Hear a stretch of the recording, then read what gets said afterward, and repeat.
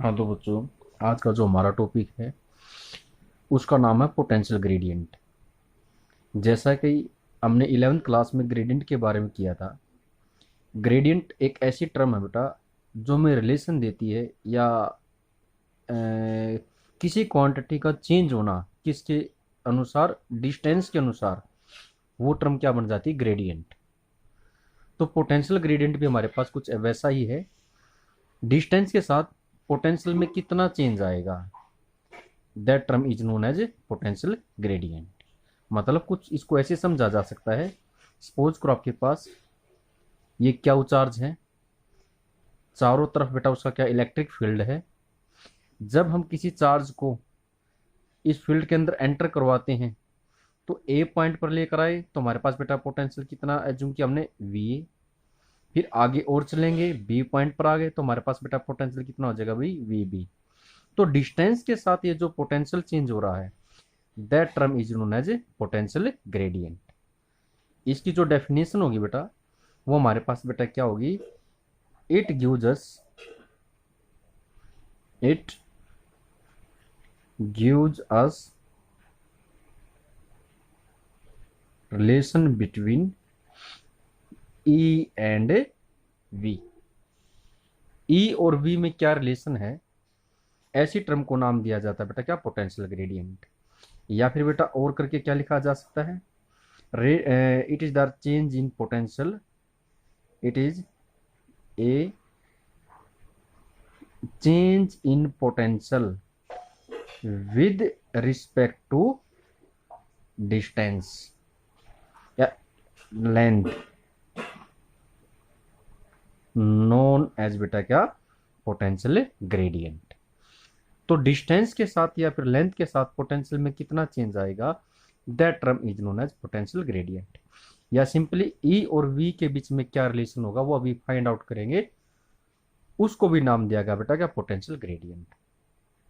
जिन बच्चों ने last video देखी है जब, तो उसके अंदर बेटा क्या बताया गया है, जब किसी चार्ज को फील्ड के अंदर मूव करवाया जाता है तो वहां पर फोर्स लगता है बेटा, या वहां पर सिंपल उस फोर्स की वजह से क्या होता है, वर्क होता है। मैं क्या बता रहा हूँ बेटा, सपोज यहाँ पर भी पॉजिटिव चार्ज है और इस पर भी पॉजिटिव चार्ज है।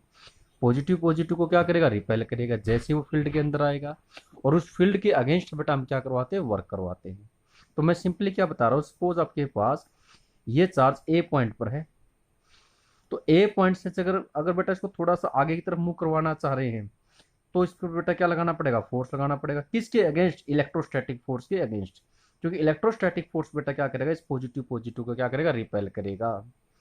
और उस फोर्स की हमारे पास बेटा वैल्यू जो होती है वो हमारे पास बेटा क्या होती है, के क्याऊ क्याऊ नोट अपॉन बेटा, सपोज करो ये डिस्टेंस हमारे पास बेटा कितना आपके पास है, आर डिस्टेंस है यहाँ तक का, ये डिस्टेंस हमारे पास बेटा कितना है, अपॉन आर का स्क्वायर। इतनी फोर्स से हमारे पास ये चार्ज आगे की तरफ बेटा थोड़ा सा क्या हो जाएगा, मूव करवा हो जाएगा। तब अगर हमें टोटल वर्क डन निकालना है तो उसके लिए बेटा क्या किया जाएगा, हम जानते हैं बेटा वर्क डन का हमारे पास बेटा फार्मूला होता है फोर्स इंटू में डिस्प्लेसमेंट।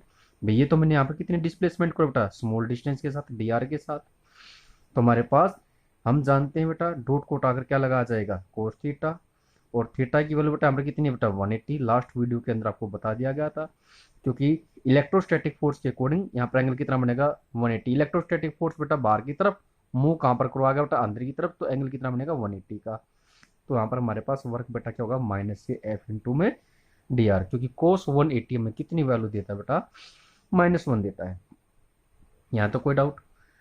अगर यहाँ तक कोई डाउट नहीं है तो बेटा हम जानते हैं इलेक्ट्रोस्टैटिक फोर्स के अंदर, बट वी नो, हम जानते हैं बेटा एफ तो किसके इक्वल होता है बेटा, क्या इंटू में ई के इक्वल होता है।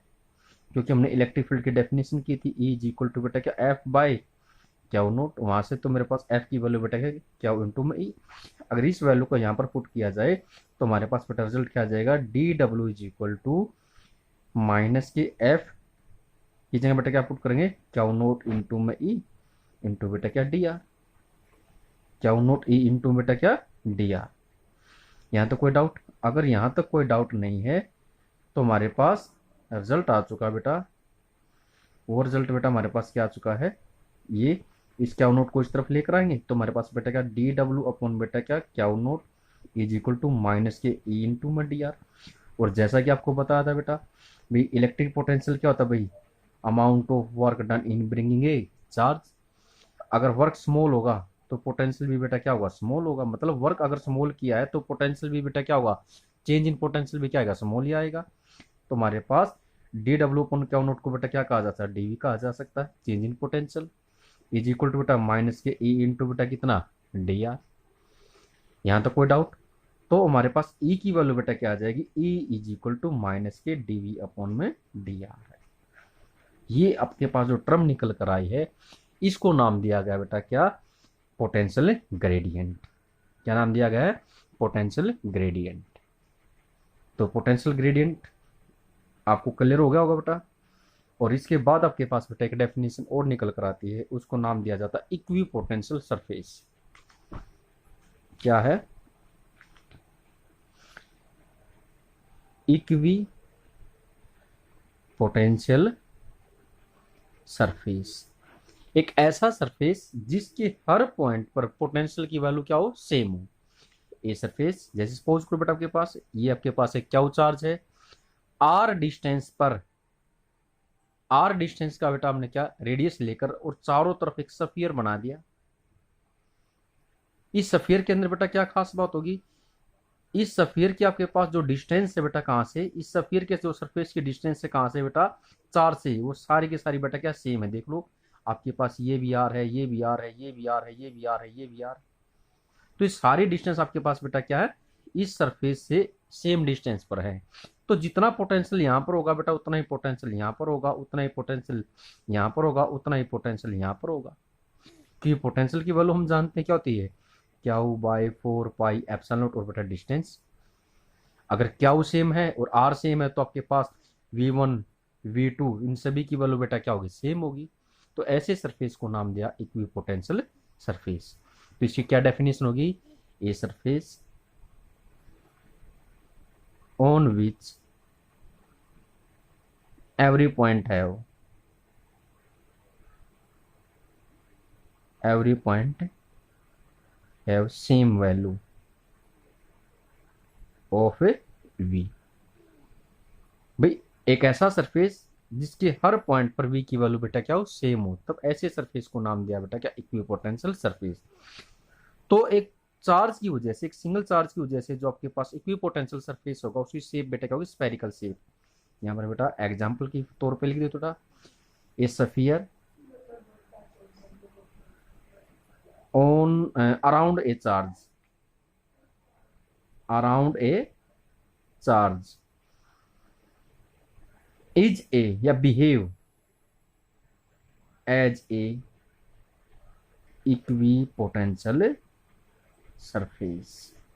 एक चार्ज के सराउंडिंग में या बेटा एक चार्ज के चारों तरफ जो सफियर हम ड्रा करेंगे वो आपके पास बेटा किस चीज को रिप्रेजेंट करेगा, एक चार्ज के इक्विपोटेंशियल सरफेस को रिप्रेजेंट करेगा। वैसे ही अगर एक डाइपोल का हम इक्विपोटेंशियल सरफेस बनाना चाहते हैं तो हम जानते हैं डाइपोल के पास बेटा क्या होता है, एक पॉजिटिव चार्ज, एक बेटा क्या नेगेटिव चार्ज। अब पॉजिटिव चार्ज से बेटा हमने आर डिस्टेंस का सफियर ड्रा किया, उतने ही आर डिस्टेंस का बेटा हमने कहां पर किया, नेगेटिव सफियर के सराउंडिंग में। अब ये दोनों सफियर भी किसका काम करेंगे, इक्विपोटेंशियल सरफेस का काम करेंगे। ठीक है, तो आपके पास डाइपोल की वजह से दो सफियर तैयार हो जाएंगे, सिंगल चार्ज की वजह से आपके पास बेटा एक सफियर तैयार होगा, और ये जो सफियर है ये किसका काम करेंगे बेटा, इक्विपोटेंशियल सरफेस का काम करेंगे। लेकिन ध्यान देना एक चार्ज के दो सफियर, सपोज करो बेटा आपके पास ये सफियर S1 है और ये सफियर मेरे पास बेटा क्या S2 है, ये दोनों के दोनों इक्विपोटेंशियल सरफेस का काम नहीं करेंगे। क्यों, S1 सरफेस के लिए आपके पास R1 की वैल्यू अलग है और S2 सरफेस के लिए R2 की वैल्यू अलग है। और जैसा कि हम जानते हैं V तो डिपेंड करता है किसके ऊपर बेटा, R के ऊपर। अगर R चेंज तो V की वैल्यू भी क्या हो जाएगी, चेंज। मतलब यहाँ का V1 और यहाँ का V2 इक्वल नहीं होंगे, और अगर ये इक्वल नहीं है तो ये आपके पास इक्विपोटेंशियल सरफेस भी नहीं है।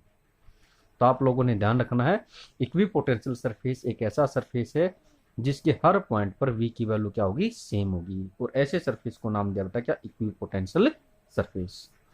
ओके, तो आप इसको रिवाइज करेंगे बेटा और इसके नोट्स बनाएंगे, जो भी डाउट है वो मेरे से नहीं। थैंक यू बेटा।